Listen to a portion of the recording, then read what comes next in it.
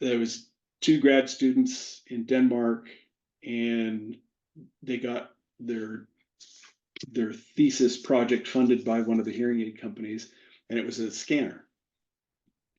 And then they came on board.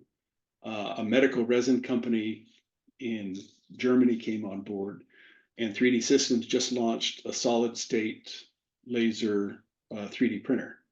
And all of those three things came on at the same time. And I'd just come back from Asia, back to headquarters to take over the stereolithography business. Hmm. And it was a wild ride. We worked on the first couple of companies, just all resources, all hands on deck. And then once the first company started doing it, the others had to do it.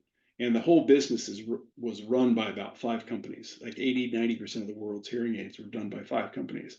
And so once the first one kind of did it, the others had to. So there was just a buying frenzy for several years. Resin and special machines, special software, all sorts of good stuff. And I started working very, very closely with 3Shape at the time. So I got to know those guys really, really well. And the guy that was running their audio business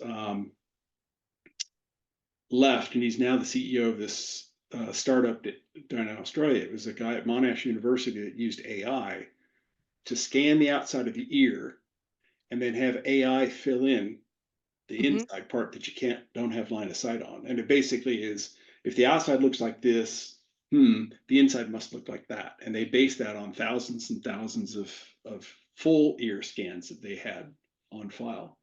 And so you can actually take an iPhone 10, 11, or 12 with that really nice 3D scanner that's built into the phone, wave it around your ear, and it takes a very, very good scan. And then their software um, completes the inside. And so, and they're only business to business, they're not direct to consumer. So they will sell to labs or companies that want it personalized for their production. And It's called H3D, right? I just want H3D, yeah, to, yeah. hearables 3D.